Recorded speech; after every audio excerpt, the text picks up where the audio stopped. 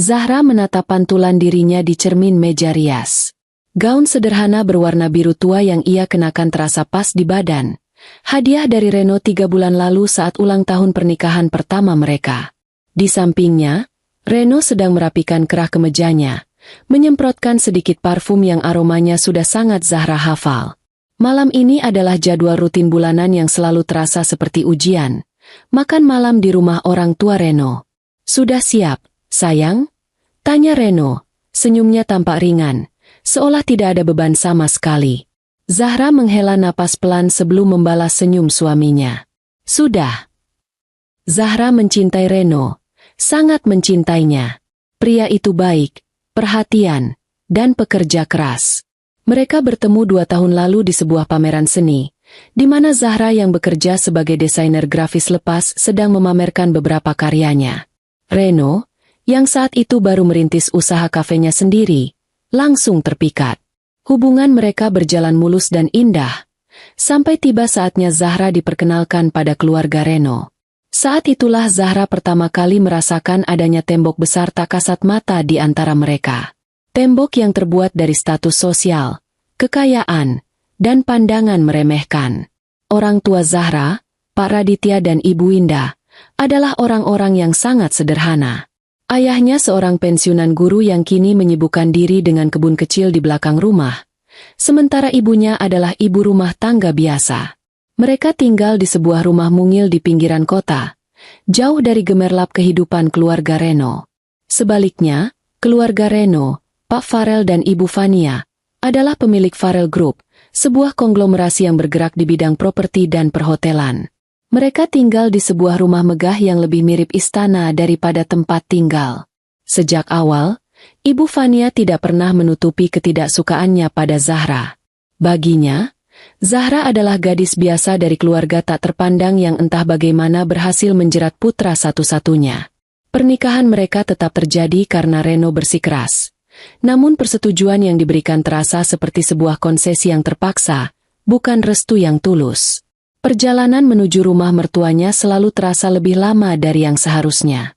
Zahra memandangi deretan rumah-rumah mewah yang mereka lewati, masing-masing dengan pilar-pilar tinggi dan taman yang terawat sempurna. Suasana di dalam mobil terasa hening. Reno fokus menyetir, sementara Zahra sibuk menata hatinya, mempersiapkan diri untuk rentetan sindiran halus yang pasti akan ia terima. Nanti kalau ibu tanya soal pekerjaanmu, jawab saja yang baik-baik. Ya, ucap Reno memecah keheningan, matanya masih lurus ke depan. Zahra menoleh. Memangnya kapan aku pernah menjawab tidak baik, Mas? Tanyanya dengan nada yang sedikit lebih tajam dari yang ia maksudkan. Reno meliriknya sekilas. Bukan begitu, sayang. Maksudku, kamu tahu kan ibu kadang suka, kritis. Bilang saja proyekmu lancar, klienmu banyak, biar dia senang. Hati Zahra mencelos. Lagi-lagi ia diminta untuk memoles kenyataan agar sesuai dengan standar mertuanya. Ia hanya seorang desainer lepas. Penghasilannya tidak menentu, namun cukup untuk memenuhi kebutuhannya sendiri. Tapi di mata Ibu Fania, pekerjaannya tak lebih dari sekadar hobi pengisi waktu luang. Mobil mereka akhirnya berhenti di depan gerbang raksasa yang terbuka secara otomatis. Seorang satpam memberi hormat saat mobil melaju masuk ke halaman yang luas. Rumah itu berdiri angkuh, cahayanya benderang menerangi malam. Setiap kali datang ke sini, Zahra selalu merasa seperti orang asing yang salah masuk ke sebuah pameran kemewahan. Ibu Fania menyambut mereka di ambang pintu. Penampilannya sempurna seperti biasa. Gaun malam berwarna marun, rambut disanggul rapi, dan perhiasan berlian yang berkilauan di leher dan pergelangan tangannya. Ia menyapa Reno dengan pelukan hangat, lalu beralih pada Zahra, memberinya sebuah ciuman di udara yang pipinya pun tak tersentuh. Matanya bergerak cepat, memindai Zahra dari atas sampai bawah. Gaunmu sederhana sekali, Zahra, komentarnya, terdengar seperti pujian namun terasa seperti tamparan. Tapi biru memang warna yang aman. Ini hadiah dari Mas Reno, Bu, jawab Zahra, berusaha menjaga senyumnya. Di ruang makan, Pak Farel sudah menunggu. Pria itu sedang membaca sebuah koran bisnis, dan hanya menurunkan korannya sejenak untuk mengangguk singkat pada mereka. Meja makan yang panjang itu sudah tertata dengan peralatan makan perak yang berkilau dan gelas-gelas kristal. Seorang pelayan berdiri di setiap sudut ruangan, siap melayani. Makan malam dimulai dengan obrolan seputar bisnis Pak Farel, proyek baru di Bali, rencana ekspansi ke Singapura, dan keluhan tentang betapa sulitnya mencari tenaga kerja yang kompeten. Zahra hanya bisa diam mendengarkan, sesekali menyuap makanannya yang terasa hambar di lidah. Reno berusaha melibatkannya dalam percakapan, tapi setiap kali ia mencoba, ibunya akan dengan cepat mengalihkan topik. "Oh ya, Zahra," kata Ibu Fania tiba-tiba, meletakkan garpunya. "Teman ibu, Tantrina, anaknya baru saja menikah dengan putra seorang menteri. Pestanya luar biasa mewah. Gaun pengantinnya saja dirancang desainer dari Paris. Kamu pasti suka melihatnya. Hal-hal seperti itu kan bisa jadi inspirasi untuk gambar-gambarmu." Zahra merasakan darahnya memanas. Gambar-gambarmu. Seolah pekerjaannya adalah aktivitas anak TK yang sedang belajar mewarnai. "Pekerjaan saya lebih ke desain korporat, Bu. Logo, branding, hal-hal seperti itu," sahut Zahra dengan tenang. "Oh, begitu," balas Ibu Fania dengan nada meremehkan. "Apa masih cukup untuk membeli tas baru? Ibu lihat kamu masih pakai tas yang itu-itu saja. Nanti kapan-kapan ibu ajak kamu belanja. Biar Reno tidak malu kalau mengajakmu ke acara penting." Reno terbatuk kecil. "Ibu, tas Zahra masih bagus." "Bagus menurut standar siapa? Reno, kamu harus menjaga citra keluargamu." Penampilan istri mencerminkan kesuksesan suami. Timpal Pak Farel tanpa mengalihkan pandangan dari piringnya. Zahra menunduk, menatap piringnya yang masih terisi setengah. Nafsu makannya hilang seketika. Rasanya ada gumpalan besar yang menyangkut di tenggorokannya. Ia melirik Reno, mencari pembelaan, namun suaminya hanya memberinya tatapan, "Sabar." Ya, yang sudah sangat ia benci. Sepanjang sisa makan malam itu, Zahra lebih banyak diam, membangun benteng di dalam dirinya untuk menahan setiap peluru sindiran yang ditembakkan ke arahnya. Perjalanan pulang terasa lebih hening dari perjalanan berangkat. Kemarahan, kekecewaan, dan rasa lelah beraduk menjadi satu di dalam dada Zahra. Ia tidak ingin memulai pertengkaran, tapi ia juga tidak bisa terus-menerus menelan semua ini sendirian. "Mas tidak lihat bagaimana ibu dan ayahmu tadi?" ucapnya pelan, suaranya bergetar. "Aku lihat, sayang," jawab Reno sambil menghela napas panjang. "Maafkan mereka, ya." "Bukan maafmu yang aku butuhkan, Mas. Aku butuh kamu membelaku. Aku ini istrimu. Kenapa kamu diam saja saat aku direndahkan di depan matamu sendiri?" "Aku tidak mau suasana jadi makin keruh. Zahra, kamu tahu sendiri watak ibu seperti apa. Melawannya hanya akan membuat keadaan lebih buruk. Jadi aku harus diam saja? Menerima semua hinaan itu seumur hidup kita?" tanya Zahra, air matanya mulai menggenang. "Setiap bulan aku harus mempersiapkan mental hanya untuk makan malam yang terasa seperti pengadilan. Apa ini yang namanya pernikahan?" Reno mengulurkan tangan untuk menggenggam tangan Zahra, tapi Zahra menariknya. Pria itu tampak frustrasi. "Tolong mengerti posisiku, Zahra. Dia ibuku. Dan aku istrimu," bisik Zahra, lebih pada dirinya sendiri. Sesampainya di apartemen mereka yang sederhana namun hangat, suasana dingin dari rumah mertuanya seolah ikut terbawa masuk. Malam itu, Zahra tidur memunggungi suaminya. Ia memeluk guling erat-erat, merasakan duri tajam yang menusuk pernikahannya semakin dalam. Duri itu bernama keluarga, dan ia tidak tahu sampai kapan ia bisa bertahan menahan sakitnya. Beberapa hari setelah makan malam yang menyesakkan itu, secercah kehangatan datang menghampiri Zahra. Orang tuanya, Pak Raditya dan Ibu Winda, akan datang berkunjung. Kabar itu seperti embun pagi yang menyejukkan hatinya yang kering. Sejak pagi, Zahra sudah sibuk di dapur, mencoba memasak rawon, makanan kesukaan ayahnya. Aroma bumbu kluwek yang khas perlahan memenuhi apartemen kecil mereka, mengusir hawa dingin yang sempat tertinggal.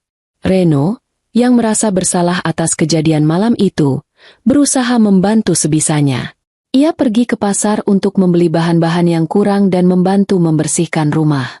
Ia tahu betapa Zahra merindukan orang tuanya, dan ia ingin memastikan kunjungan kali ini berjalan lancar. Siang hari, bel apartemen berbunyi. Zahra bergegas membukakan pintu dengan senyum lebar. Di depannya berdiri Pak Raditya dan Ibu Indah. Ayahnya mengenakan kemeja batik sederhana yang warnanya sudah sedikit memudar, sementara ibunya memakai gamis bunga-bunga yang membuatnya tampak teduh.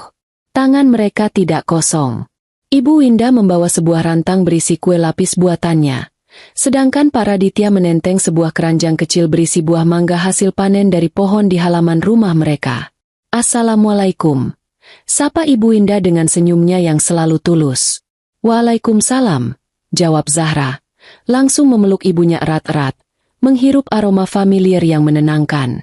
Ia kemudian beralih mencium tangan ayahnya. Pak Raditya hanya tersenyum, menepuk-nepuk lembut kepala putrinya. Kehadiran mereka seketika mengubah suasana. Apartemen itu terasa lebih hidup dan penuh tawa. Mereka duduk di ruang tamu yang sempit, mengobrol tentang banyak hal. Ibu Indah memuji masakan Zahra, sementara Pak Raditya asyik berdiskusi tentang tanaman hias dengan Reno di teras balkon kecil mereka. Untuk sesaat, Zahra lupa akan semua masalahnya. Inilah rumah yang sesungguhnya, di mana ia diterima apa adanya tanpa perlu berpura-pura.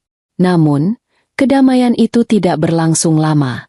Saat mereka sedang asyik menikmati teh dan kue lapis di sore hari, bel pintu kembali berbunyi. Reno yang membukakan pintu. Wajahnya seketika berubah tegang. Di ambang pintu, berdiri Ibu Fania dan Pak Farel, dengan ekspresi angkuh seperti biasa. "Kami kebetulan lewat daerah sini, jadi sekalian mampir. Mau mengecek keadaan putra kami," kata Ibu Fania sambil melenggang masuk. Matanya langsung menyapu seisi ruangan dengan tatapan menilai. Suasana riang gembira langsung menguap, digantikan oleh keheningan yang canggung. Zahra dan kedua orang tuanya refleks berdiri. Ibu Indah tersenyum ramah, mencoba mencairkan suasana.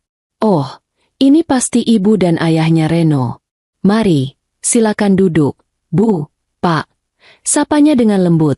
Ibu Fania hanya meliriknya sekilas, tanpa membalas senyum.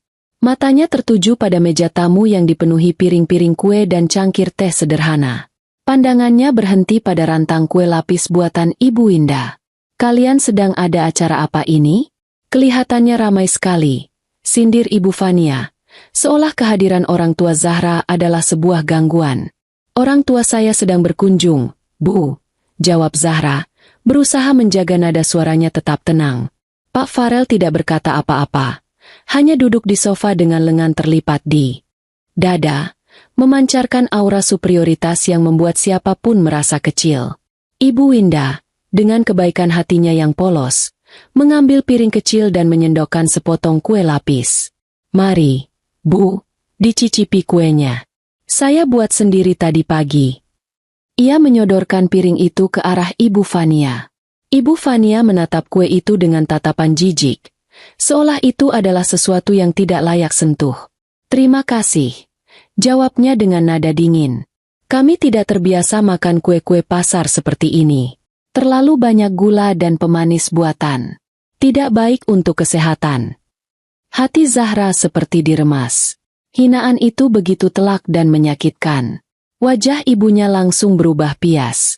Reno, yang berdiri di antara mereka, tampak serba salah. "Ibu, kue buatan ibunya Zahra enak, loh. Coba saja." "Tidak perlu, Reno. Ibu tahu seleramu sudah menurun sejak kau menikah," balas Ibu Fania tajam.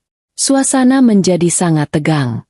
Pak Raditya yang sedari tadi diam, menatap besannya dengan tatapan yang sulit diartikan.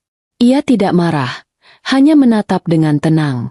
Justru ketenangan itulah yang terasa lebih mengintimidasi.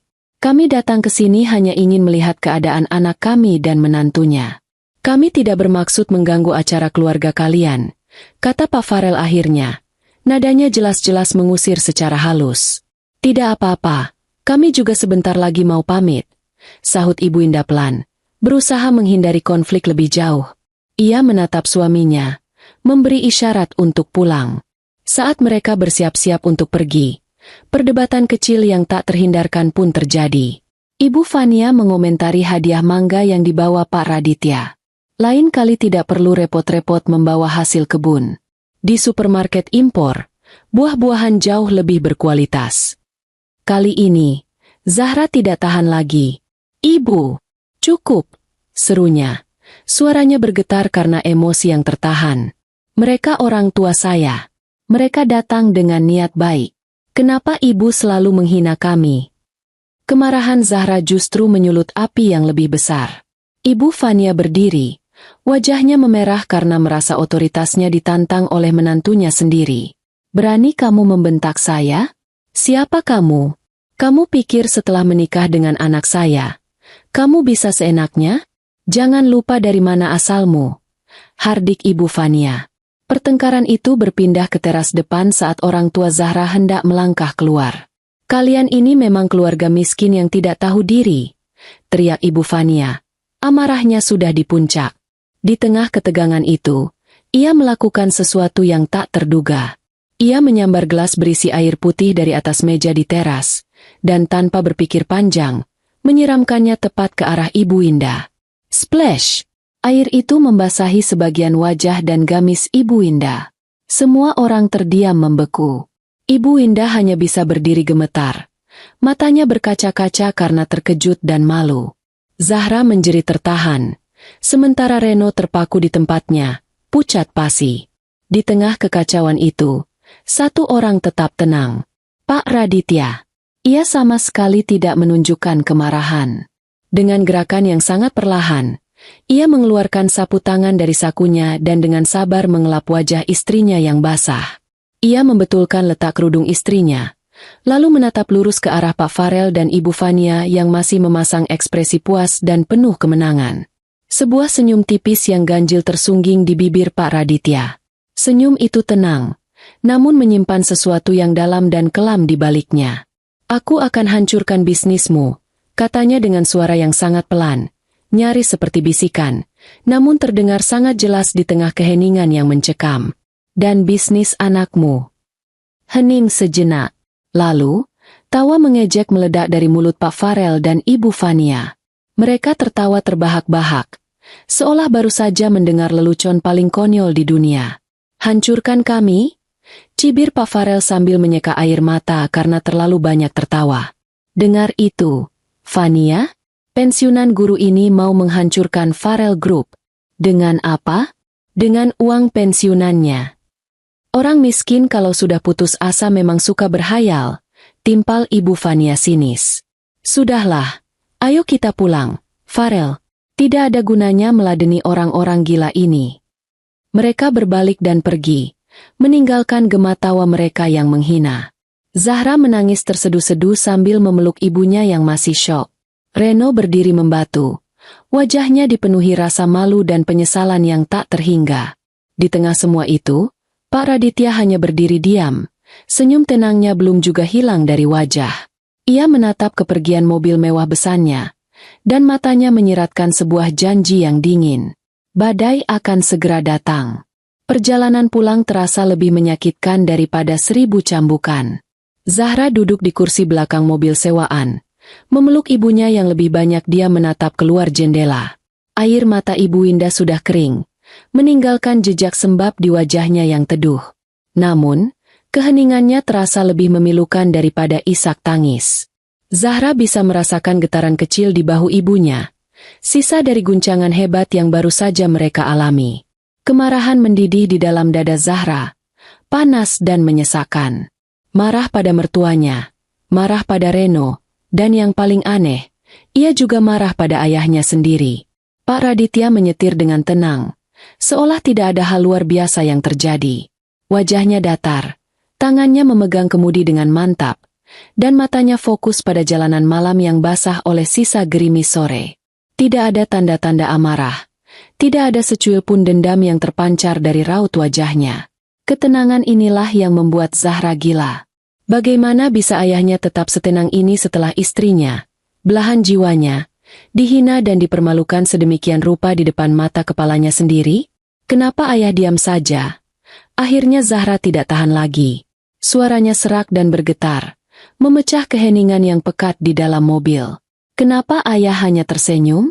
Mereka menyiram ibu. Mereka menyebut kita keluarga miskin yang tidak tahu diri. Di mana harga diri ayah?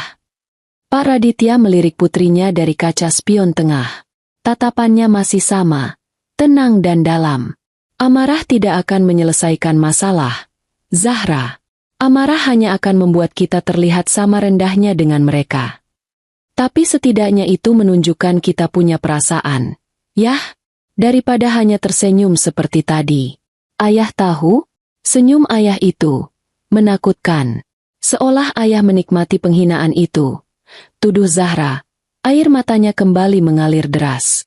Ibu Winda mengulurkan tangan, menggenggam tangan putrinya. Sudah, nak. Jangan salahkan ayahmu. Ayahmu hanya tidak ingin memperkeruh suasana. Memperkeruh suasana? Zahra tertawa sinis. Suasana apalagi yang bisa lebih keruh dari itu, Bu? Ibu disiram air. Di depan kami semua. Dan suamiku, Mas Reno. Dia hanya diam. Sama seperti ayah. Dia membisu seolah tidak terjadi apa-apa. Reno berada di posisi yang sulit, kata Pak Raditya pelan. Dia terjepit di antara ibu dan istrinya. Itu bukan hal yang mudah. Tapi aku istrinya. Seharusnya dia membelaku. Membela ibu. Sergah Zahra lagi. Emosinya meluap-luap. Pak Raditya tidak menjawab lagi. Ia kembali fokus ke jalan.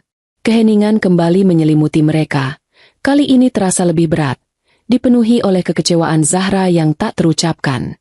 Ia menyandarkan kepalanya di bahu ibunya, memejamkan mata. Bayangan wajah Ibu Fania yang tertawa mengejek terus berputar di kepalanya, diselingi oleh senyum misterius ayahnya. Keduanya terasa sama-sama menyakitkan. Mereka tiba di rumah mungil orang tuanya lewat tengah malam. Rumah itu terasa seperti sebuah surga yang aman setelah badai yang baru saja mereka lewati. Ibu Winda segera masuk ke kamar untuk membersihkan diri dan beristirahat. Tinggallah Zahra dan ayahnya di ruang tamu yang sederhana, ditemani suara detak jam dinding tua. Zahra menatap ayahnya yang sedang menuang air putih ke dalam gelas. Pria itu tampak lelah. Garis-garis di wajahnya terlihat lebih jelas di bawah cahaya lampu yang temaram. Selama ini, Zahra mengenal ayahnya sebagai sosok yang sabar, bijaksana, dan sedikit pendiam. Seorang pensiunan guru yang mendedikasikan hidupnya untuk mengajar dan merawat keluarga. Ia tidak pernah melihat ayahnya benar-benar marah. Bahkan ketika Zahra kecil melakukan kesalahan besar, ayahnya hanya akan menasihatinya dengan suara lembut. Ketenangan ayahnya yang dulu ia kagumi, malam ini terasa seperti sebuah kelemahan. Ayah benar-benar tidak marah? Tanya Zahra lirih. Pak Raditya meletakkan gelasnya dan duduk di hadapan putrinya. Ia menatap Zahra lekat-lekat. Marah itu seperti api. Zahra, kalau kecil, bisa menghangatkan. Tapi, kalau terlalu besar, ia akan membakar habis semuanya, termasuk diri kita sendiri. Ayah marah, tentu saja. Marah sekali. Tapi kemarahan ayah tidak untuk ayah pamerkan dengan teriakan atau makian. Ia meraih tangan Zahra, menggenggamnya dengan hangat. Orang yang menghina ibumu, lanjutnya dengan suara yang dalam dan serius. Mereka akan belajar apa artinya rasa takut yang sesungguhnya. Bukan rasa takut karena ancaman kosong, tapi rasa takut saat mereka menyadari bahwa semua yang mereka banggakan, semua yang membuat mereka sombong, bisa lenyap dalam sekejap mata. Ada sesuatu dalam nada bicara ayahnya yang membuat bulu kuduk Zahra meremang. Itu bukan suara ayahnya yang biasa. Ada bobot dan kekuatan di balik setiap katanya. Sebuah keyakinan absolut yang entah datang dari mana. Apa maksud ayah dengan kata-kata ayah tadi? Soal akan menghancurkan bisnis mereka. Pak Raditya tersenyum lagi. Senyum yang sama seperti di teras rumah Zahra tadi. Namun kali ini Zahra melihatnya dengan cara yang berbeda. Di baliknya bukan ada kepasrahan, melainkan sebuah janji. Anggap saja itu ucapan seorang suami yang marah karena istrinya dilecehkan. Jawabnya ringan, mencoba mengalihkan pembicaraan. Ia kemudian berdiri. Sudah malam. Sebaiknya kamu istirahat. Besok pagi biar ayah antar pulang. Zahra hanya bisa menurut. Ia masuk ke kamar masa kecilnya. Namun matanya tak bisa terpejam. Pikirannya terus berkecamuk. Ia mencoba memahami ayahnya. Mencoba mencari celah di balik topeng ketenangan itu. Apakah ayahnya hanya mencoba menghibur dirinya dan ibunya dengan kata-kata besar? Atau ada sesuatu yang lebih dari itu? Sesuatu yang selama ini tidak pernah Zahra ketahui tentang pria yang telah membesarkannya. Di ruang sebelah, Pak Raditya tidak langsung tidur. Ia duduk di kursi kerjanya yang tua, di sudut ruangan yang dipenuhi rak-rak buku. Ia tidak menyalakan lampu, hanya membiarkan cahaya bulan masuk melalui jendela. Untuk beberapa saat, ia hanya diam, menatap telepon genggam model lama yang tergeletak di atas meja. Lalu, dengan gerakan yang pasti, ia mengambil telepon itu. Jarinya menekan tombol panggilan cepat nomor 1. Hanya butuh 2 kali dering sebelum panggilan itu dijawab. "Selamat malam, Pak." Sapa sebuah suara berat dan profesional di seberang sana. "Malam, Adrian." Balas Pak Raditya. Suaranya kini terdengar berbeda. Lebih tajam, berwibawa, dan penuh otoritas. Sangat kontras dengan citra pensiunan guru yang melekat padanya. "Apa kau sedang sibuk?" "Tidak pernah terlalu sibuk untuk Bapak. Ada yang bisa saya bantu?"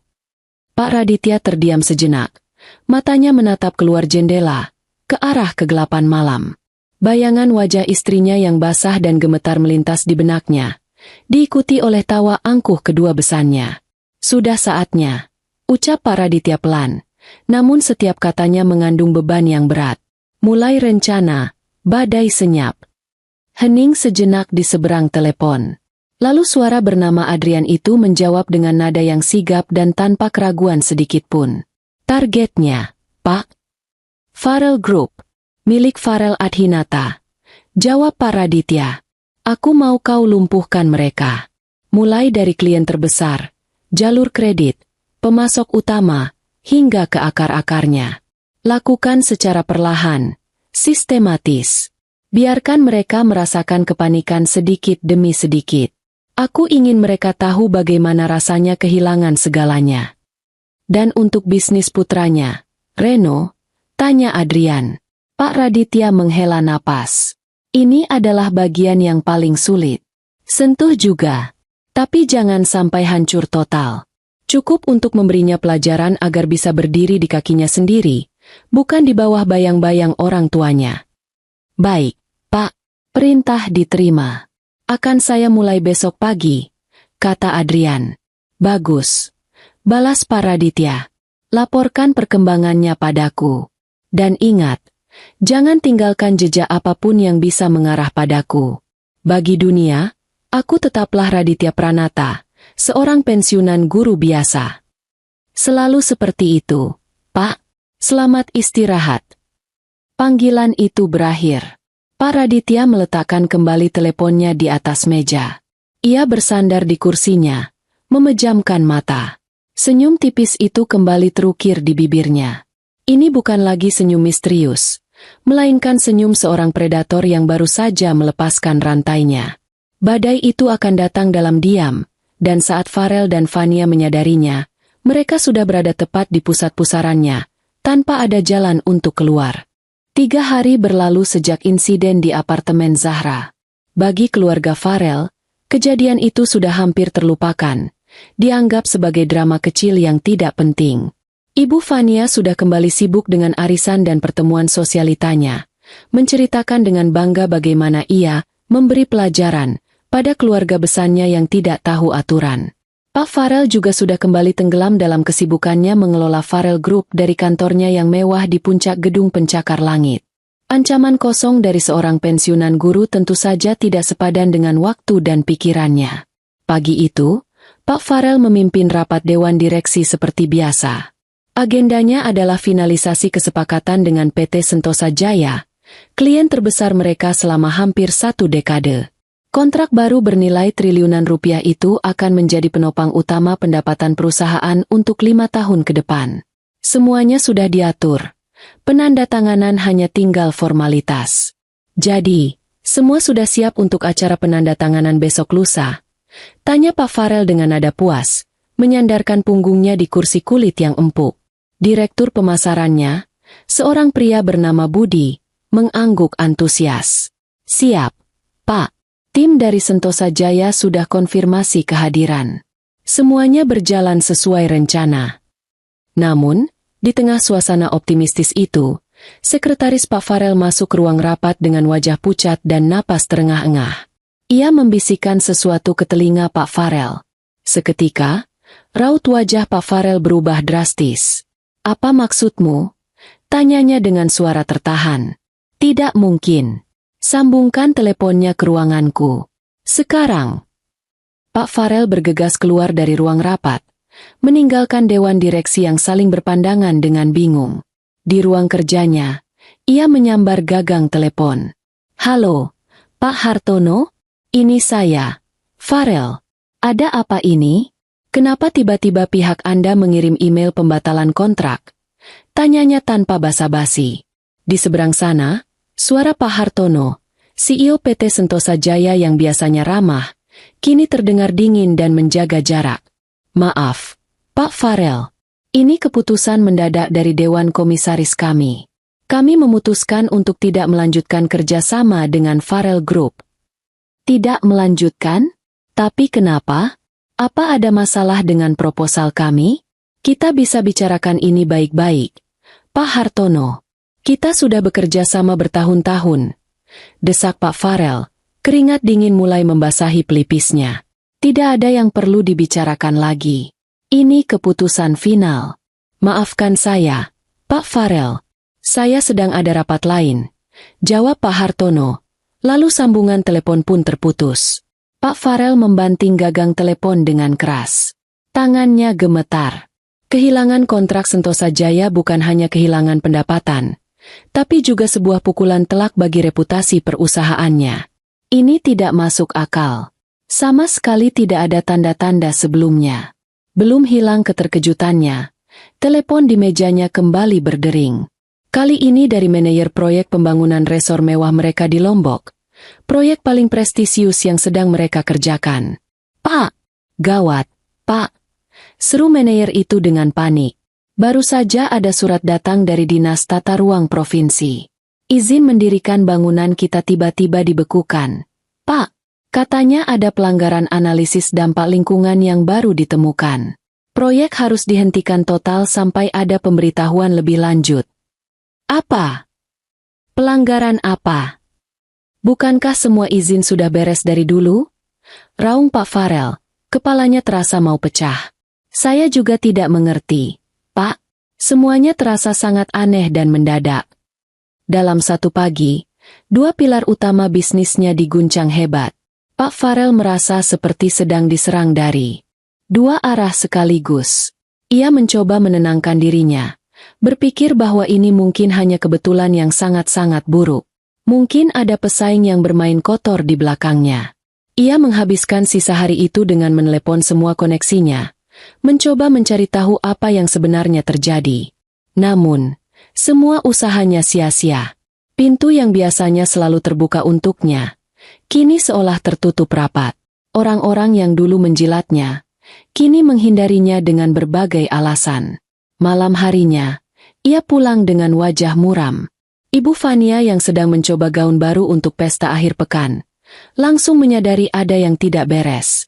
Kamu kenapa, Farel? Wajahmu kusut sekali. Tanyanya sambil mematut diri di depan cermin.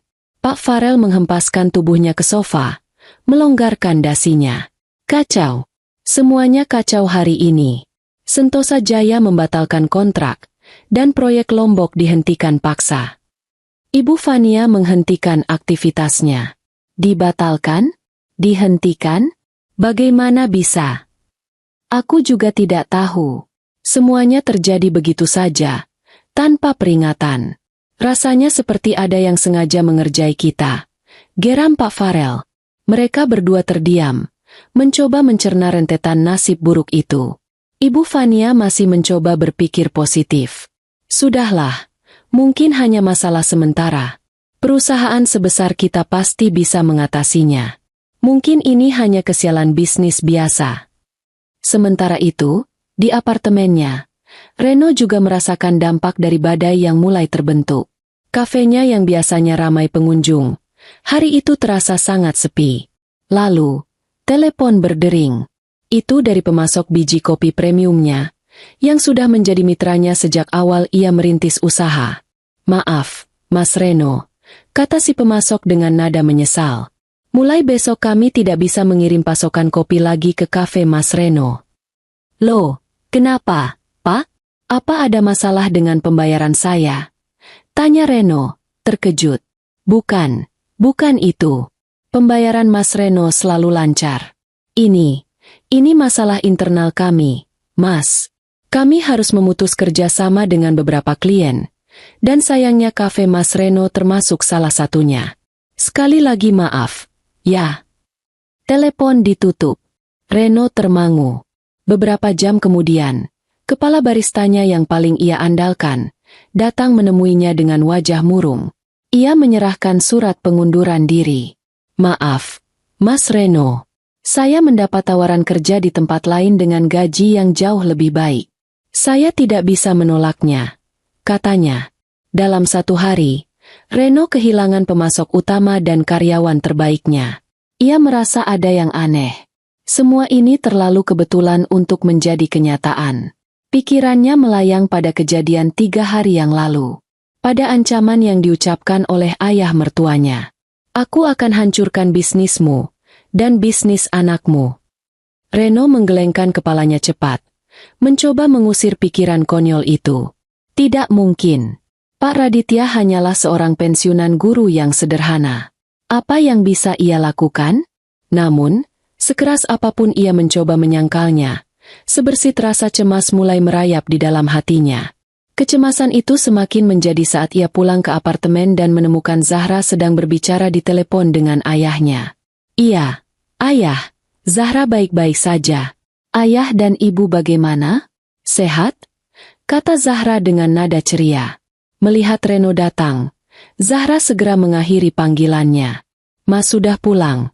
sapanya. "Baru saja," jawab Reno singkat, meletakkan tas kerjanya dengan kasar. "Kamu habis telepon ayahmu?" "Iya, hanya menanyakan kabar," jawab Zahra, merasakan ada yang aneh dengan nada bicara suaminya. "Ada apa, Mas?" Kelihatannya lelah sekali. Reno menatap istrinya lekat-lekat. "Di kafe ada sedikit masalah. Pemasok kopi tiba-tiba memutus kontrak, dan barista andalanku mengundurkan diri. Semuanya terjadi hari ini." Zahra terdiam. Ia bisa melihat keresahan di mata suaminya. Entah kenapa, firasatnya mengatakan ini bukan sekadar masalah bisnis biasa. Ingatannya kembali pada janji ayahnya malam itu. Mereka akan belajar apa artinya rasa takut. "Mungkin hanya kebetulan, Mas," ucap Zahra pelan, meskipun ia sendiri tidak yakin dengan ucapannya. Reno tidak menjawab. Ia hanya berjalan menuju kamar dengan langkah gontai. Retakan pertama sudah muncul, tidak hanya di pilar bisnis Farel Group, tapi juga di dalam rumah tangga mereka. Reno mulai merasa cemas, sementara Zahra mulai diliputi oleh campuran antara rasa takut dan secercah harapan bahwa keadilan untuk ibunya mungkin sedang dalam perjalanan. Datang dengan cara yang tidak pernah ia duga sebelumnya. Seminggu telah berlalu, namun badai itu tidak kunjung reda. Sebaliknya, anginnya bertiup semakin kencang, mengguncang setiap sendi kehidupan keluarga Farel. Setiap hari, Reno pulang dengan wajah yang lebih muram dari hari sebelumnya. Kabar buruk seolah menjadi menu sarapan dan makan malam di rumah mertuanya. Pak Farel mulai jarang pulang, menghabiskan malam di kantornya, berusaha mati-matian menyumbat kebocoran yang semakin membesar di kapalnya. Ibu Fania, yang biasanya ceria dan sibuk mengatur acara sosial, kini lebih banyak mengurung diri di kamar. Teleponnya tak henti-hentinya berdering dengan panggilan dari teman-temannya yang penasaran atau para kolektor yang menanyakan gosip kejatuhan Farel Group. Zahra menyaksikan semua ini dari kejauhan, terperangkap dalam pusaran kebingungan dan kegelisahan. Sebagian kecil dari dirinya merasa puas. Sebuah bisikan gelap yang mengatakan bahwa inilah balasan yang setimpal. Namun, bagian terbesarnya merasa tidak nyaman. Ia melihat suaminya menderita.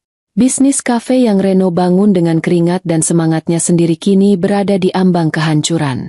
Pria yang ia cintai itu kini lebih banyak termenung, tatapannya kosong, dan jarak di antara mereka terasa semakin melebar. Firasatnya tentang sang ayah semakin menguat. Ini semua bukan lagi kebetulan. Rangkaian peristiwa yang menimpa Farrell Group dan Reno terlalu sistematis, terlalu presisi, dan terlalu efektif untuk disebut sebagai nasib buruk. Ada sebuah tangan tak terlihat yang sedang mengatur semua bidak catur ini, dan Zahra yakin tangan itu adalah milik ayahnya. Ia harus mendapatkan jawaban. Pagi itu, dengan alasan ingin menjenguk ibunya, Zahra pergi ke rumah orang tuanya. Ia sengaja datang di hari kerja, saat ia tahu ibunya akan pergi ke pengajian rutin di masjid komplek, memberinya kesempatan untuk berbicara berdua saja dengan ayahnya. Ia menemukan Pak Raditya di kebun belakang rumah, sedang telaten merawat tanaman tomatnya. Pria itu masih sama seperti biasa. Mengenakan kaos oblong tua dan celana training, tangannya kotor oleh tanah, dan senyumnya tetap tenang saat melihat kedatangan Zahra. Pemandangan ini begitu kontras dengan kekacauan yang sedang terjadi di belahan dunia Zahra yang lain. "Loh, Zahra? Tumben datang pagi-pagi," sapa Pak Raditya, membersihkan tangannya di pancuran air. "Ibumu baru saja berangkat ke pengajian." Zahra tahu. "Yah, Zahra memang ingin bicara berdua dengan ayah," jawab Zahra, nadanya serius. Pak Raditya menatap putrinya. Ia sepertinya sudah menduga momen ini akan tiba. Tanpa banyak bertanya, ia mengangguk. "Baiklah, ayo kita bicara di dalam, di ruang kerja ayah." Ruang kerja ayah. Zahra sedikit terkejut. Seumur hidupnya, ia tidak pernah benar-benar menganggap ruangan kecil di sebelah kamar orang tuanya itu sebagai ruang kerja. Baginya, itu hanyalah sebuah gudang buku yang rapi, tempat ayahnya membaca koran atau mengisi teka-teki silang. Ruangan itu hanya berisi satu meja kayu tua, sebuah kursi, dan rak-rak buku yang menjulang hingga ke langit-langit, dipenuhi buku-buku sastra, sejarah, dan filsafat. Namun, saat Pak Raditya membuka pintu ruangan itu, Zahra merasa seperti memasuki dunia yang berbeda. Ruangan itu masih sama, tapi ada sesuatu yang berbeda. Ayahnya tidak menyalakan lampu utama, melainkan sebuah lampu meja kecil yang cahayanya redup. Ia kemudian menekan sebuah tombol tersembunyi di sisi meja kayunya. Dinding di belakang meja itu, yang selama ini Zahra kira adalah dinding biasa, bergeser tanpa suara, menampakkan sebuah ruang tersembunyi yang lebih kecil. Zahra menahan napas. Di dalam ruang tersembunyi itu tidak ada buku-buku tua. Yang ada adalah deretan peralatan yang tidak pernah ia bayangkan akan ada di rumah ayahnya. Beberapa monitor komputer menyala, menampilkan grafik-grafik rumit dan barisan angka yang bergerak cepat. Sebuah laptop dengan desain yang sangat modern dan tipis tergeletak di tengah meja, dan di sampingnya ada beberapa perangkat telepon satelit. Ini bukan ruang kerja seorang pensiunan guru. Ini lebih mirip pusat komando seorang pialang saham kelas dunia atau seorang agen intelijen. "Ayah, ini apa?" bisik Zahra. Matanya tak lepas dari layar monitor. Pak Raditya tidak menjawab. Ia hanya memberi isyarat agar Zahra duduk di kursi di hadapannya. Dengan gerakan yang tenang, ia membuka laptop canggih itu. Setelah memasukkan serangkaian kata sandi yang sangat panjang, layar laptop itu menampilkan sebuah diagram yang sangat rumit, seperti jaring laba-laba raksasa. "Selama ini ayah membiarkanmu mengenal ayah sebagai seorang guru biasa, karena memang itulah yang ayah inginkan untukmu," kata Pak Raditya pelan, matanya tertuju pada layar. "Ayah ingin kamu tumbuh normal, Zahra, tanpa beban, tanpa kemewahan yang membutakan. Ayah ingin kamu belajar menghargai hal-hal kecil, mencari kebahagiaan dari usahamu sendiri, dan menemukan pasangan hidup yang mencintaimu apa adanya, bukan karena harta keluargamu." Ia menunjuk sebuah titik di tengah jaring laba-laba itu. Sebuah nama perusahaan induk yang tidak pernah Zahra dengar, Nusantara Capital. Dari titik itu, puluhan garis bercabang, terhubung ke perusahaan-perusahaan lain. Beberapa adalah perusahaan cangkang di negara lahan suaka pajak, yang lain adalah perusahaan investasi, dan beberapa di antaranya adalah nama-nama korporasi raksasa di Indonesia yang sering Zahra lihat di berita bisnis. Ada perusahaan pertambangan, perbankan, agribisnis, bahkan teknologi. Farel Group, jika dibandingkan dengan skala jaringan ini, tak lebih dari sebutir pasir di padang gurun. Semua ini, milik ayah? Tanya Zahra dengan suara bergetar, tak percaya. Bukan milik ayah sendiri, koreksi Pak Raditya. Ini adalah sebuah ekosistem yang ayah bangun selama lebih dari 30 tahun bersama beberapa orang kepercayaan. Ayah hanya salah satu nahkodanya. Kami memilih untuk tidak pernah tampil di depan. Kami bekerja dalam sunyi. Kekayaan sejati, nak, bukanlah untuk dipamerkan di pesta atau di majalah. Kekayaan sejati adalah kekuatan.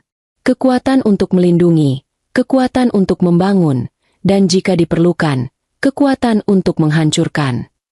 Zahra terpana. Otaknya berusaha keras mencerna informasi yang luar biasa ini. Pria sederhana yang setiap pagi menyiram tanaman tomat, yang mengajarinya membaca dan menulis, yang selalu memberinya nasihat-nasihat bijak dengan perumpamaan sederhana, ternyata adalah seorang raksasa bisnis, seorang titan finansial yang namanya bahkan tidak tercatat di majalah bisnis manapun. Seorang hantu di dunia korporat. Kenapa, ya? Kenapa ayah menyembunyikan semua ini? Pak Raditya menghela napas panjang. Ia memutar laptopnya sehingga Zahra bisa melihat lebih jelas. Dulu, saat ayah masih muda dan naif, ayah pernah membangun sebuah usaha dari nol bersama sahabat ayah. Kami sukses besar. Tapi kesuksesan itu menarik perhatian orang-orang jahat. Sahabat ayah dikhianati, keluarganya diancam, dan usahanya direbut paksa. Ayah belajar pelajaran yang sangat pahit hari itu. Semakin tinggi pohon, semakin kencang anginnya. Semakin kau terlihat, semakin besar target di punggungmu. Sejak saat itu, ayah bersumpah untuk tidak akan pernah lagi menjadi target. Ayah memilih untuk menjadi angin itu sendiri. Tak terlihat, tak terdengar, tapi bisa merobohkan pohon setinggi apapun. Ia kemudian menutup laptopnya. Ruangan itu kembali temaram. Ia menatap putrinya dengan tatapan yang dalam. Ayah tidak pernah berniat menggunakan kekuatan ini untuk hal seperti ini. Ayah membangunnya sebagai perisai untuk melindungi keluarga kita. Tapi ketika besanmu menyiram ibumu dengan air, mereka tidak hanya menghina seorang wanita. Mereka merobek perisai itu. Mereka menantang angin. Dan sekarang, mereka harus menghadapi badainya. Akhirnya, semuanya menjadi jelas. Ketenangan ayahnya saat itu bukanlah kelemahan atau kepasrahan. Itu adalah ketenangan absolut dari seseorang yang memegang kendali penuh. Seseorang yang tahu bahwa tawa mengejek lawannya hanyalah suara bising sesaat sebelum keheningan total datang. Rasa marah Zahra pada ayahnya seketika lenyap, digantikan oleh campuran perasaan yang aneh, kagum, takut, dan sebuah rasa hormat yang begitu dalam hingga membuatnya merinding. Jadi, semua yang terjadi pada Farel Group dan Cafe Mas Reno, itu semua perbuatan ayah? Tanya Zahra, meskipun ia sudah tahu jawabannya. Pak Raditya mengangguk pelan. Farel Group adalah pelajaran untuk kesombongan. Sedangkan kafe suamimu, itu adalah ujian untuknya. Seorang laki-laki harus bisa berdiri di atas kakinya sendiri, bukan berlindung di balik kekuasaan orang tuanya. Dia harus belajar bahwa tugas seorang suami adalah menjadi perisai bagi istrinya. Jika dia tidak bisa melakukannya, maka dia belum pantas disebut sebagai kepala keluarga. Zahra terdiam. Ia memikirkan Reno. Ia memikirkan rasa frustrasi dan keputusasaan di mata suaminya. Ayahnya benar. Selama ini Reno selalu menghindar dari konflik dengan ibunya, memintanya untuk bersabar, tanpa pernah benar-benar membelanya. Mungkin, badai ini memang diperlukan untuk merobohkan pohon-pohon tua yang rapuh, agar tunas-tunas baru bisa tumbuh lebih kuat. Kegelisahan di hati Zahra perlahan berubah menjadi sebuah kepasrahan yang mantap. Ia sekarang mengerti skala permainan yang sedang dimainkan ayahnya. Ini bukan lagi sekadar balas dendam. Ini adalah penataan ulang sebuah tatanan. Dan mertuanya, dengan keangkuhan mereka, telah secara tidak sadar menabuh genderang perang melawan kekuatan yang bahkan tidak pernah mereka ketahui keberadaannya.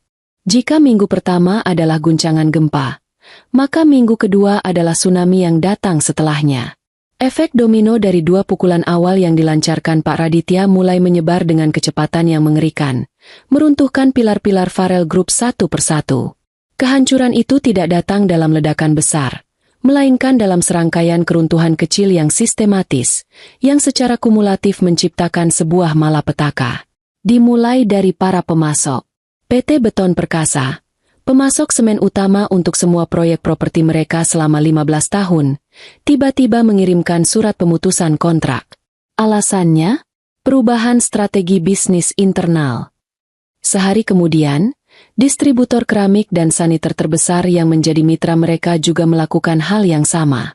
Lalu diikuti oleh pemasok baja, kaca, bahkan perusahaan penyedia jasa keamanan. Semuanya dengan alasan yang dibuat-buat dan tidak masuk akal. Pak Farel menelepon para pemilik perusahaan itu, orang-orang yang sering ia ajak bermain golf dan makan malam mewah, namun mereka semua seolah menghindar. Jawabannya seragam. Maaf, Farel, ini di luar kendaliku. Tanpa pasokan material, semua proyek konstruksi Farel Group yang tersisa otomatis berhenti total. Ribuan pekerja bangunan terpaksa dirumahkan. Berita ini dengan cepat menyebar, menciptakan kepanikan di antara para pembeli unit apartemen dan rumah yang pembangunannya kini mangkrak. Pukulan berikutnya datang dari sektor perbankan. Bank Sentral Asia, lembaga keuangan yang telah menjadi penyokong utama Farel Group sejak awal berdiri, tiba-tiba membekukan seluruh fasilitas kredit mereka. Dengan alasan, peningkatan risiko, akibat pembatalan kontrak Sentosa Jaya dan terhentinya proyek-proyek besar. Ban menuntut Farel Group untuk segera melunasi sebagian utang jangka pendeknya jika ingin fasilitas kredit dibuka kembali. Ini adalah hukuman mati. Tanpa aliran dana segar dari bank, Farel Group benar-benar lumpuh. Kas perusahaan terkuras habis untuk biaya operasional, sementara pemasukan berhenti total. Rumor di pasar modal menyebar lebih cepat dari api. Harga saham Farel Group, kode FRLG, yang tadinya stabil di jajaran saham blue chip, kini terjun bebas. Para investor mencium bau kebangkrutan, berbondong-bondong menjual saham mereka, menciptakan kepanikan massal di lantai bursa. Dalam waktu 3 hari, nilai kapitalisasi pasar perusahaan itu tergerus lebih dari 70%. Kekayaan Pak Farel yang tadinya bernilai triliunan rupiah, kini menguap seperti embun di pagi hari. Kantor pusat Farel Group yang dulu ramai dan penuh energi, kini terasa seperti rumah duka. Karyawan berbisik-bisik di sudut ruangan. Wajah mereka cemas, khawatir akan gelombang PHK massal yang sepertinya tak terhindarkan. Pak Farel sendiri tampak menua 10 tahun dalam seminggu. Rambutnya yang biasanya tersisir rapi kini acak-acakan, matanya merah karena kurang tidur, dan setelan mahalnya terlihat kebesaran di tubuhnya yang seolah menyusut. Ia menghabiskan hari-harinya berlari dari satu pertemuan ke pertemuan lain, memohon, bernegosiasi, bahkan mengancam, namun semua usahanya sia-sia. Dinding yang ia hadapi terlalu tebal dan terlalu tinggi. Ibu Fania merasakan dampak kehancuran ini di dunianya sendiri. Geng sosialitanya yang dulu selalu mengelilinginya, kini menjauhinya seperti wabah. Undangan pesta yang biasanya membanjiri mejanya, kini berhenti datang. Saat ia memberanikan diri datang ke sebuah acara pembukaan butik ternama, teman-temannya hanya menyapanya dengan senyum canggung sebelum bergegas pergi untuk berbicara dengan orang lain. Ia mendengar bisik-bisik di belakangnya. Kasihan ya Fania, suaminya katanya mau bangkrut. Atau, aku dengar mereka harus menjual rumah mewahnya. Untuk pertama kalinya dalam hidupnya, Ibu Fania merasakan apa artinya menjadi bahan gunjingan, apa artinya dipandang rendah. Keangkuhannya yang selama ini menjadi baju zirahnya, kini hancur berkeping-keping, meninggalkan rasa malu dan paranoia yang menggerogotinya. Di tengah badai yang melanda orang tuanya, Reno juga harus menghadapi kehancurannya sendiri. Setelah kehilangan pemasok kopi dan barista terbaiknya, pukulan terakhir datang dari pemilik ruko tempat kafenya berada. Ia menerima surat pemberitahuan bahwa kontrak sewanya tidak akan diperpanjang. Alasannya, Gedung itu akan dijual dan pemilik baru punya rencana lain untuk lokasi tersebut. Ia diberi waktu 30 hari untuk mengosongkan tempat itu. Kafenya, satu-satunya hal yang ia bangun dengan tangannya sendiri, mimpinya untuk mandiri, kini secara efektif telah mati. Malam itu, Reno pulang ke apartemen dengan perasaan hancur lebur. Ia melihat Zahra sedang merapikan ruang tamu, menyenandungkan lagu pelan. Ketenangan istrinya terasa begitu kontras dengan kekacauan di dalam dirinya. Kecurigaannya terhadap Pak Raditya kini bukan lagi sekadar firasat, melainkan sebuah kepastian yang menyakitkan. Ia berdiri di ambang pintu, menatap Zahra dengan tatapan yang tajam dan penuh luka. "Ini bukan kebetulan, kan, Zahra?" tanyanya dengan suara serak. "Semua ini, ayahmu yang melakukannya. Jawab aku dengan jujur." Zahra berhenti bergerak. Ia membalikkan badan, menatap suaminya. Ia bisa melihat keputusasaan yang mendalam di mata Reno. Ia tidak bisa lagi berbohong atau berpura-pura tidak tahu. Setelah percakapannya dengan sang ayah, ia sudah memantapkan hatinya. Ia tidak menjawab secara langsung. Ia hanya berjalan mendekati Reno, menatap lurus ke matanya. Keheningannya adalah sebuah pengakuan. "Ibumu menghina ibuku di depan mataku, Mas." Ia menyiramnya dengan air seolah ibuku adalah binatang. "Dan kamu hanya diam," katanya dengan suara yang tenang namun menusuk. "Ayahku hanya melakukan apa yang seharusnya dilakukan seorang suami dan seorang ayah. Melindungi kehormatan keluarganya dengan cara yang ia tahu." Kata-kata itu menghantam Reno seperti sebuah tamparan keras. Ia tidak bisa membantah. Semua yang dikatakan Zahra adalah kebenaran. Kebenaran yang selama ini coba ia abaikan. Rasa marah pada ayah mertuanya bercampur aduk dengan rasa bersalah dan malu yang luar biasa pada dirinya sendiri. Ia marah karena mimpinya dihancurkan, tapi ia lebih marah pada dirinya sendiri karena kelemahannya, karena kegagalannya sebagai seorang suami. "Tapi kafeku, itu tidak ada hubungannya dengan mereka. Itu milikku," seru Reno. Suaranya bergetar menahan tangis. "Kenapa ayahmu harus menghancurkannya juga?" "Mungkin agar kamu belajar," sahut Zahra pelan. "Belajar bahwa berdiri di atas kaki sendiri artinya kamu juga harus siap menjadi perisai untuk orang yang kamu sayangi. Bukan hanya sekadar membangun bisnis." Malam itu, untuk pertama kalinya, mereka tidur di kamar yang sama namun terasa seperti berada di benua yang berbeda. Fondasi pernikahan mereka bergetar hebat. Reno diliputi oleh kehancuran dan penyesalan. Sementara Zahra berdiri di tengah badai dengan hati yang terbelah. Keluarga mertuanya sedang menerima karma atas kesombongan mereka. Namun di saat yang sama, pria yang ia cintai juga ikut terseret ke dalam pusaran kehancuran itu. Badai ciptaan ayahnya memang efektif. Namun ia tidak pernah menyangka bahwa serpihan-serpihan dari kehancuran itu juga akan melukai hatinya. Kehancuran Farel Group bukan lagi sekadar rumor, melainkan sebuah fakta brutal yang terpampang di setiap tajuk berita bisnis. Pak Farel kini menjadi paria di dunia yang dulu memujanya. Setiap pintu yang ia ketuk tertutup di depan wajahnya. Setiap panggilan telepon yang ia lakukan berakhir dengan penolakan yang dingin. Keputusasaan mulai berubah menjadi obsesi. Ia tidak lagi peduli bagaimana cara menyelamatkan perusahaannya. Ia hanya ingin tahu satu hal. Siapa? Siapa dalang di balik serangan yang begitu sempurna dan mematikan ini? Ia tahu ini bukan lagi sekadar persaingan bisnis. Ini adalah sesuatu yang personal. Serangan ini terlalu terkoordinasi, terlalu kejam. Rasanya seperti ada tangan dewa yang tak terlihat sedang membalikan papan permainannya, menghapus semua bidaknya satu persatu. Ia menghabiskan sisa-sisa uang perusahaan untuk menyewa detektif swasta terbaik. Namun mereka kembali dengan tangan hampa. Jejak sang penyerang begitu bersih, seolah-olah mereka adalah hantu. Di titik terendahnya, saat jurusita mulai menempelkan segel di aset-aset perusahaannya, Pak Farel melakukan sesuatu yang selama ini ia hindari. Ia menelan harga dirinya dalam-dalam dan menghubungi koneksi lamanya, seorang pria bernama Surya. Surya bukanlah pebisnis, bukan juga politisi, melainkan seorang pialang informasi. Ia hidup di dunia abu-abu, menjual data dan rahasia kepada siapapun yang mampu membayarnya. Bertahun-tahun lalu, Farel pernah membantunya keluar dari sebuah masalah hukum, dan kini ia datang untuk menagih balas budi.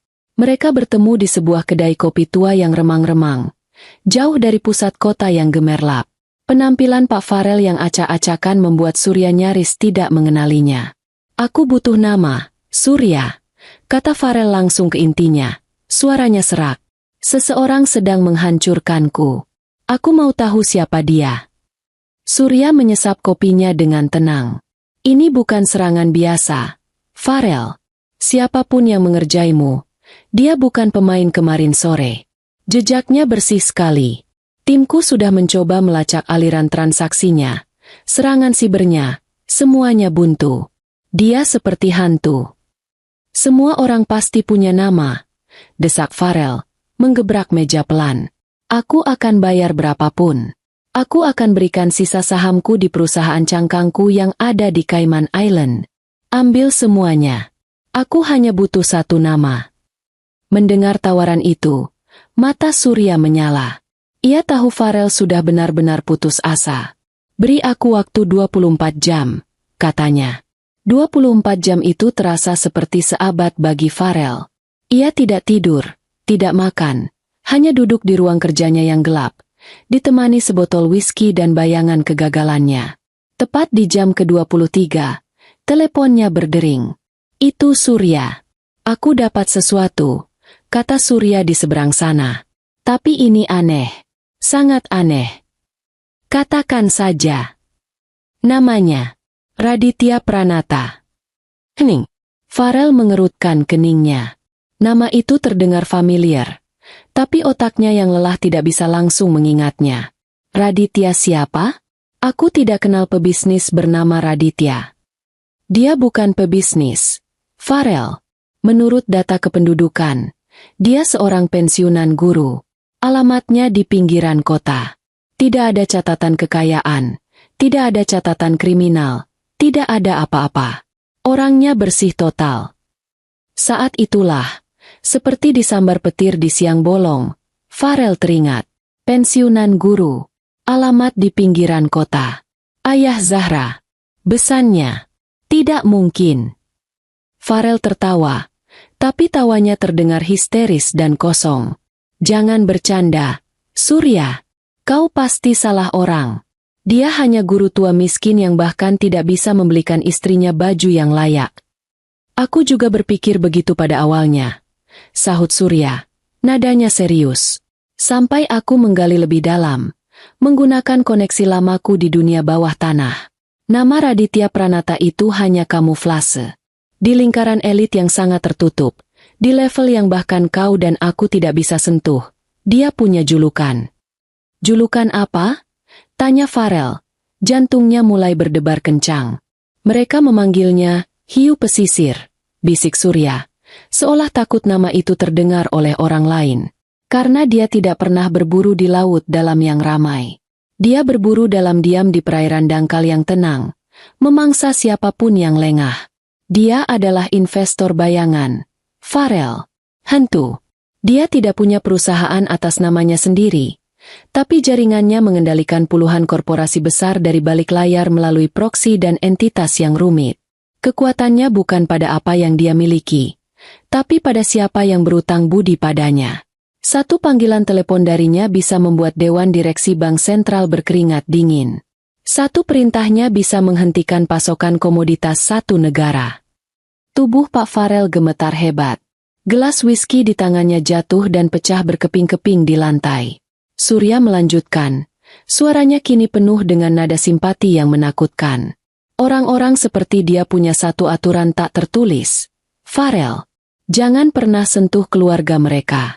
Anonimitas dan keselamatan keluarga adalah segalanya. Menyerang keluarganya sama saja dengan menandatangani surat kematianmu sendiri dengan darah. Aku tidak tahu apa yang sudah kau lakukan padanya, tapi kau tidak hanya menginjak ekor ular. Kau membakar sarangnya, lalu menyiram ratunya dengan air." Sambungan telepon terputus, tapi suara Surya terus terngiang di telinga Farel. Ia terhuyung-huyung keluar dari ruang kerjanya, mencari istrinya. Ia menemukan Ibu Fania sedang duduk termenung di tepi kolam renang yang airnya sudah mulai keruh karena tak terawat. "Fania," panggilnya dengan suara bergetar. Ibu Fania menoleh. Matanya bengkak karena terlalu banyak menangis. "Aku sudah tahu siapa orangnya," lanjut Farel. "Orang yang menghancurkan kita." Ia menceritakan semuanya. Tentang Raditya Pranata.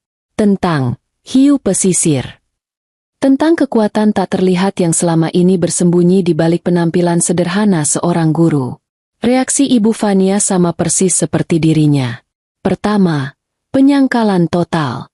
Lalu, saat kepingan-kepingan puzzle itu mulai menyatu, ancaman di teras rumah, senyum tenang yang ganjil, rentetan kehancuran yang sempurna, penyangkalan itu berubah menjadi pemahaman.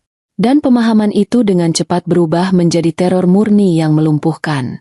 Mereka berdua kini teringat dengan sangat jelas setiap detail hari itu. Ejekan mereka, tawa mereka yang angkuh, dan puncaknya, adegan saat Fania menyiramkan air ke wajah Ibu Winda.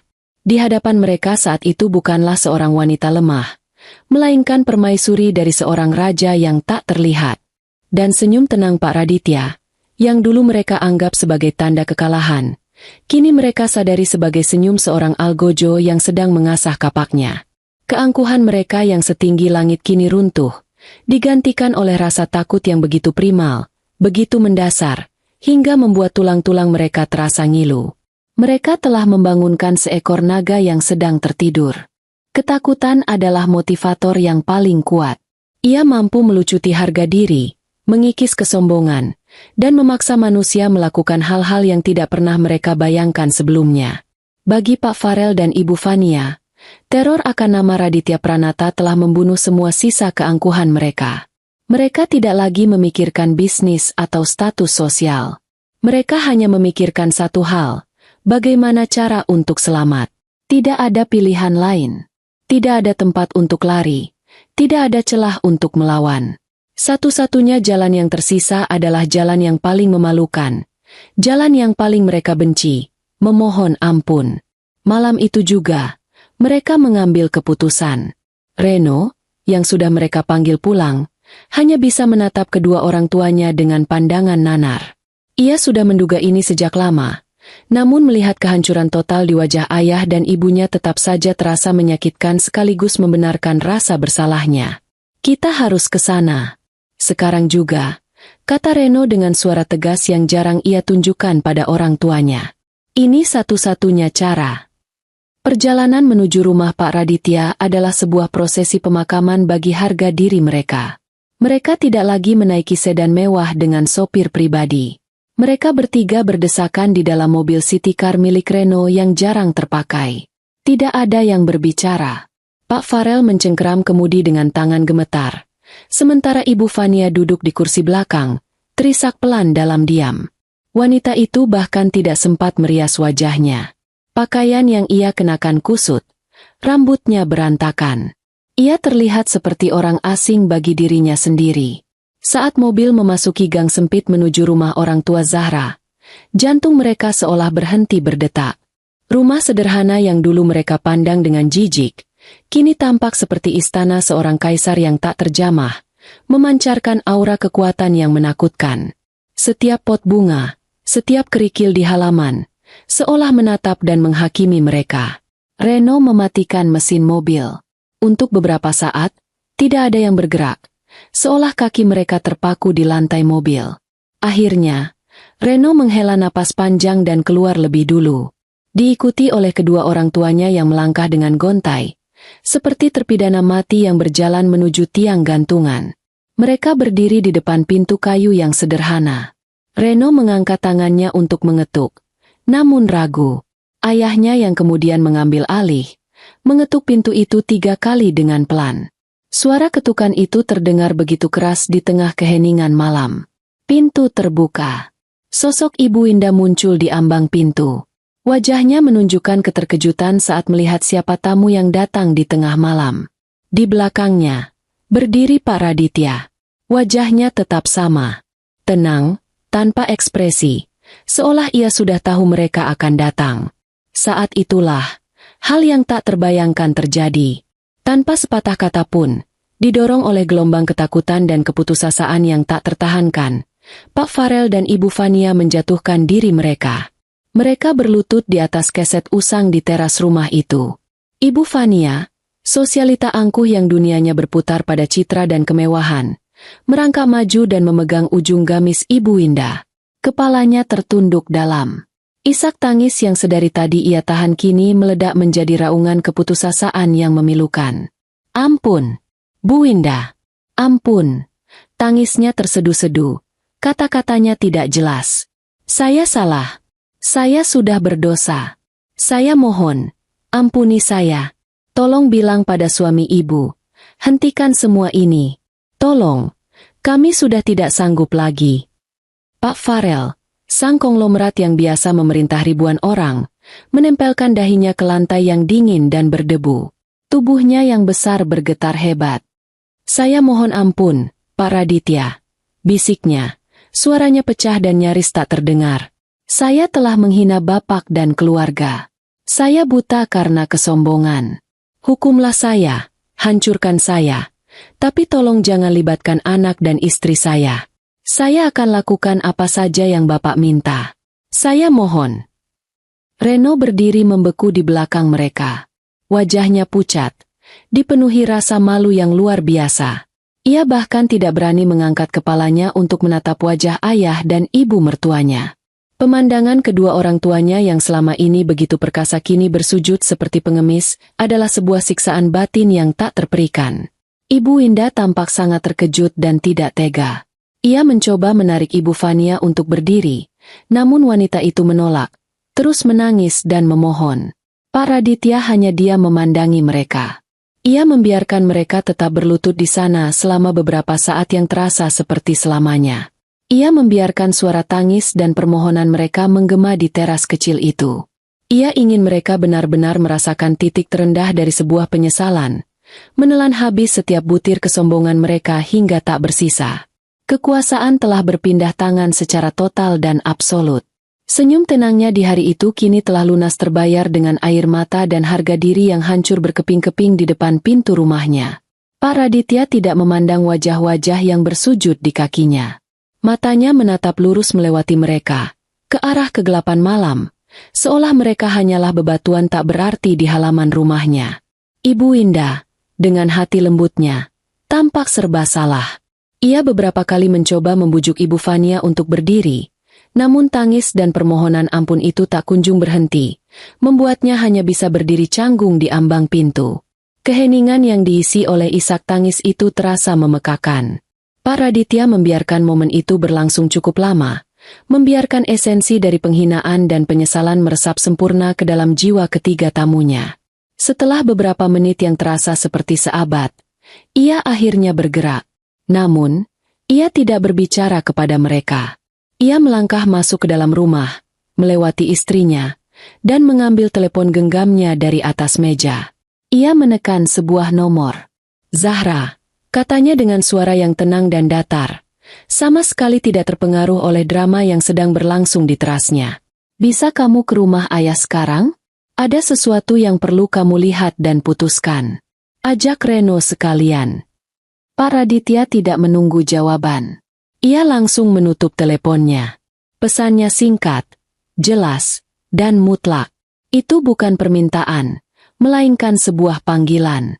Zahra, yang berada di apartemennya, merasakan jantungnya berdebar kencang. Ia sedang duduk di sofa, sementara Reno mondar-mandir di ruangan dengan gelisah sejak orang tuanya pergi dengan tergesa-gesa. Panggilan dari ayahnya di tengah malam dengan nada seperti itu hanya bisa berarti satu hal. Konfrontasi puncak sedang terjadi. Ada apa?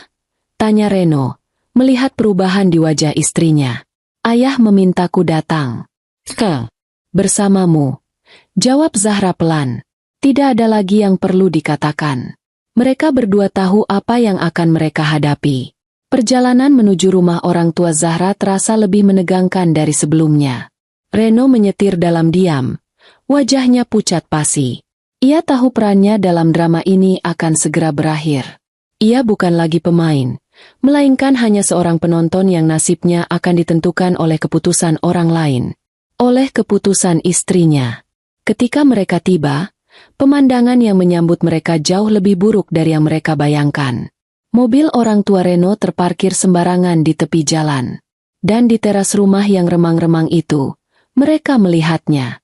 Ayah dan ibunya, dua sosok yang selama ini ia kenal sebagai simbol kekuatan, kekuasaan, dan keangkuhan, masih berlutut di lantai. Ibu Vania sudah tidak menangis meraung-raung, hanya isak tangis tertahan yang mengguncang bahunya. Pak Farel tetap dalam posisi bersujud, tidak bergerak sedikit pun.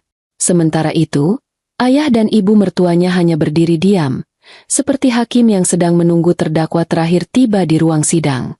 Kaki Zahra terasa lemas. Melihat pemandangan itu, ia tidak merasakan kemenangan atau kepuasan seperti yang mungkin ia bayangkan. Yang ia rasakan adalah campuran rumit antara kasihan, canggung, dan sedikit rasa mual. Melihat orang yang begitu membencinya kini berada dalam posisi yang begitu rendah dan hina terasa sangat tidak nyata. Ia melirik Reno, yang berdiri mematung di sampingnya. Pria itu menundukkan kepalanya dalam-dalam, tidak sanggup menyaksikan kehancuran orang tuanya sendiri. Pak Raditya menoleh saat melihat kedatangan mereka. Ia tidak menyapa, hanya menatap lurus ke arah Zahra. Wajahnya tetap tenang, namun matanya menyiratkan beban dan keseriusan yang luar biasa. "Kemarilah, nak," panggilnya lembut. Zahra melangkah maju perlahan, melewati tubuh mertuanya yang gemetar. Ia berhenti tepat di hadapan ayahnya, di samping ibunya yang menggenggam tangannya erat-erat, seolah memberinya kekuatan. Pak Raditya akhirnya memecah keheningan. Suaranya tidak keras, namun terdengar oleh semua orang di sana. Ia tidak berbicara kepada Farel atau Vania. Ia hanya berbicara kepada Zahra. "Mereka datang untuk memohon ampun," katanya. Matanya tak lepas dari mata putrinya. "Mereka telah mengakui kesalahan mereka. Badai yang ayah kirimkan telah merobohkan pohon kesombongan mereka hingga ke akarnya." Ia berhenti sejenak, membiarkan kata-katanya meresap. "Semua ini terjadi karena satu alasan. Karena kehormatan ibumu. Karena air mata ibumu yang jatuh di teras rumahmu hari itu. Ayah hanya membalas setiap tetes air mata itu dengan kerugian miliaran rupiah bagi mereka." Ibu Vania tersentak mendengar kalimat itu. Isak tangisnya kembali menjadi lebih keras. Pak Farel gemetar lebih hebat, namun tetap tidak berani mengangkat wajahnya. "Sekarang," lanjut Pak Raditya, "badai ini berada dalam kendali ayah. Ayah bisa menghentikannya sekarang juga, dan membiarkan mereka hidup dengan sisa-sisa puing yang ada. Atau, ayah bisa membiarkannya terus berjalan sampai tidak ada satupun batu bata yang tersisa di atas pondasi kerajaan mereka. Ayah bisa membuat nama Farel Adhinata terhapus dari sejarah bisnis selamanya." Ia mengulurkan tangannya, menangkup pipi Zahra dengan lembut. "Tapi keputusan itu bukan milik ayah. Bukan juga milik ibumu. Keputusan itu milikmu, Zahra." Dunia Zahra seolah berhenti berputar. Beban dari kata-kata ayahnya terasa begitu berat, menekan pundaknya hingga ia nyaris tak bisa bernapas. Ia menatap ayahnya, lalu ibunya. Ia melihat rasa sakit yang masih tersisa di mata ibunya, sebuah luka yang mungkin tidak akan pernah sembuh total. Ia teringat dengan jelas bagaimana rasanya saat itu, rasa marah, tidak berdaya, dan malu yang membakar hatinya. Nuraninya berteriak, "Biarkan saja mereka hancur. Mereka pantas mendapatkannya." Lalu, matanya beralih ke tiga sosok yang berada di bawah. Dua orang yang berlutut, dan satu orang yang berdiri dalam kehancuran. No, suaminya. Reno akhirnya mengangkat wajahnya. Mata mereka bertemu.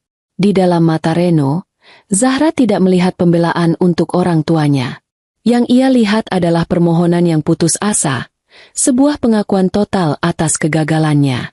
Tatapan itu berkata, "Aku tahu aku salah. Aku telah gagal melindungimu dan ibumu. Tapi tolong, jangan hancurkan mereka sepenuhnya. Apapun keputusanmu, aku akan menerimanya." Hati Zahra terbelah. Di satu sisi, ada keadilan untuk ibunya. Di sisi lain, ada masa depan suaminya dan sisa-sisa dari keluarga yang kini terikat dengannya. Menghancurkan Farel dan Vania sepenuhnya mungkin akan terasa memuaskan untuk sesaat, tapi itu juga akan meninggalkan luka permanen di dalam diri Reno, luka yang mungkin akan meracuni pernikahan mereka selamanya. Ia tidak ingin membangun kebahagiaannya di atas penderitaan total orang lain, bahkan jika orang itu telah menyakitinya. Setelah pergulatan batin yang terasa seperti selamanya, Zahra menarik napas dalam-dalam. Keputusannya sudah bulat. Ia menatap ayahnya dengan mantap. "Hentikan, Yah."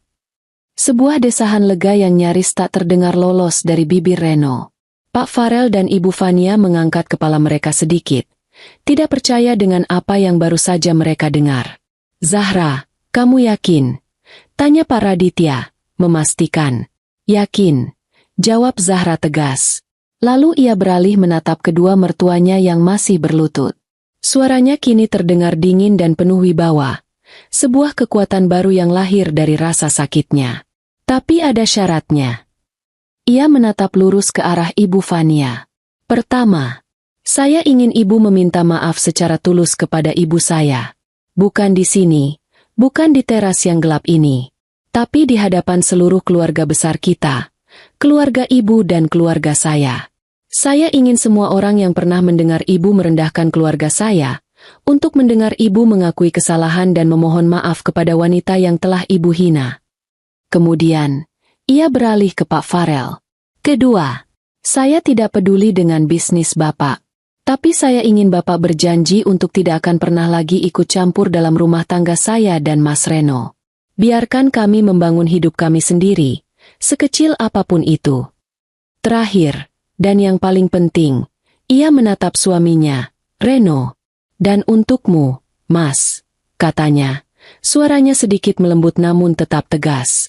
"Mulai besok, kita cari kehidupan kita sendiri. Jauh dari bayang-bayang mereka. Kita mulai dari nol jika perlu. Aku akan menemanimu, selama kamu berjanji satu hal padaku. Jangan pernah lagi membiarkan siapapun, termasuk orang tuamu sendiri, tidak menghormati aku atau keluargaku. Jadilah suami yang sesungguhnya untukku." Reno menatapnya. Air mata menggenang di pelupuk matanya.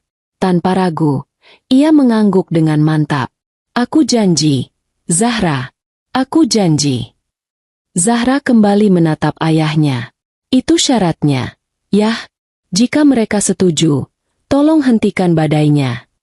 Pak Raditya menatap putrinya dengan sorot mata bangga. Ia tidak menyangka putrinya yang lembut bisa menjadi begitu tegar dan bijaksana.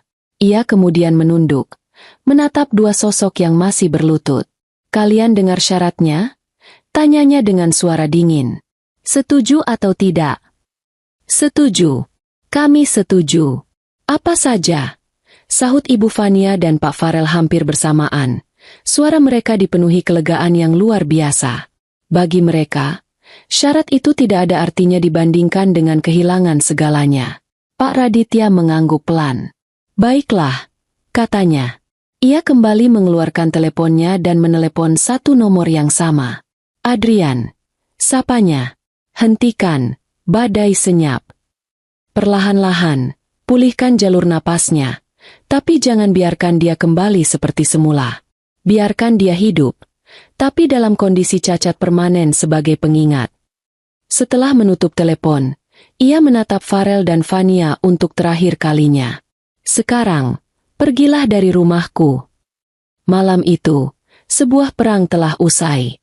Bukan dimenangkan oleh kekuatan uang atau kekuasaan, melainkan oleh keputusan seorang wanita yang memilih pengampunan daripada kehancuran total, memilih membangun masa depan daripada terus terikat pada dendam masa lalu. 1 tahun berlalu. Waktu berjalan seperti sungai yang tenang, perlahan menghanyutkan endapan lumpur dari badai yang pernah mengamuk. Kehidupan telah menemukan keseimbangan barunya, sebuah tatanan yang jauh berbeda dari sebelumnya. Zahra dan Reno kini tinggal di sebuah rumah kontrakan kecil di area yang jauh dari pusat kota. Apartemen lama mereka, yang cicilannya dibantu oleh Pak Farel, telah mereka jual. Reno, dengan sisa tabungannya dan sedikit bantuan modal dari Zahra yang bersikeras ingin ikut andil, membuka sebuah kedai kopi kecil. Bukan kafe mewah seperti dulu, hanya sebuah warung sederhana dengan beberapa meja dan kursi kayu yang ia buat sendiri. Namun, tempat itu selalu ramai. Aroma kopi yang digiling sendiri oleh Reno setiap pagi berpadu dengan kehangatan senyum Zahra yang melayani pelanggan. Mereka bekerja keras dari pagi hingga malam. Tubuh mereka lelah, tapi hati mereka penuh. Hubungan mereka berubah total. Reno seolah terlahir kembali menjadi pria yang berbeda. Kehilangan segalanya ternyata menjadi anugerah terselubung baginya. Ia tidak lagi menjadi anak manja yang berlindung di balik nama besar keluarganya. Ia menjadi seorang suami, seorang mitra sejati bagi Zahra. Setiap keputusan besar mereka ambil bersama. Setiap malam, sesibuk apapun, mereka selalu menyempatkan diri untuk duduk berdua, berbagi cerita tentang hari yang telah lewat. Di mata Zahra, Reno kini jauh lebih gagah dan bernilai daripada saat ia mengendarai mobil sport dan memakai jam tangan mahal. Perisai yang Zahra minta telah terbentuk, bukan dari baja kekayaan, melainkan dari tempaan kerja keras dan komitmen yang tulus. Keluarga Farel, seperti yang diperintahkan Pak Raditya, dibiarkan hidup namun dalam kondisi cacat permanen. Farel Group tidak bangkrut total. Berkat pencabutan blokade secara perlahan, mereka berhasil merestrukturisasi utang dan bertahan sebagai perusahaan skala menengah. Rumah megah mereka terpaksa dijual untuk menutupi kerugian. Mereka kini tinggal di sebuah rumah yang jauh lebih kecil, di kompleks perumahan biasa. Mobil-mobil mewah, sopir, dan para pelayan kini hanya tinggal kenangan. Janji mereka ditepati. Seminggu setelah malam nahas itu, sebuah acara pertemuan keluarga besar diadakan. Di hadapan puluhan pasang mata yang terkejut, Ibu Fania, dengan wajah pucat dan suara bergetar, berdiri dan meminta maaf secara terbuka kepada Ibu Indah atas semua hinaan dan perbuatannya. Itu adalah momen yang canggung dan menyakitkan, namun menjadi titik balik yang membersihkan udara keruh di antara kedua keluarga. Sejak saat itu, Pak Farel dan Ibu Fania tidak pernah lagi ikut campur dalam kehidupan Reno dan Zahra. Hubungan mereka menjadi dingin dan berjarak, hanya sebatas formalitas di hari raya. Suatu minggu sore yang cerah, Pak Raditya dan Ibu Indah datang berkunjung ke rumah kontrakan Zahra. Mereka duduk di teras belakang yang sempit namun asri, dikelilingi pot-pot tanaman yang dirawat sendiri oleh Zahra. Reno sedang dengan bangga menyeduhkan kopi racikan terbarunya untuk ayah mertuanya. Suasana terasa ringan dan penuh tawa. Saat sedang asyik mengobrol, ponsel Zahra bergetar. Sebuah notifikasi dari portal berita gosip muncul di layarnya. Iseng, ia membukanya. Matanya terpaku pada sebuah judul. Tertangkap kamera. Mantan sosialita Fania Adhinata terlihat menjajakan koleksi tas bermereknya di toko barang bekas mewah. Di bawah judul itu, terpampang sebuah foto yang diambil secara diam-diam. Foto itu menunjukkan Ibu Fania, dengan pakaian yang sederhana dan tanpa riasan, sedang berbicara dengan pemilik toko barang bekas. Di etalase di belakangnya, terlihat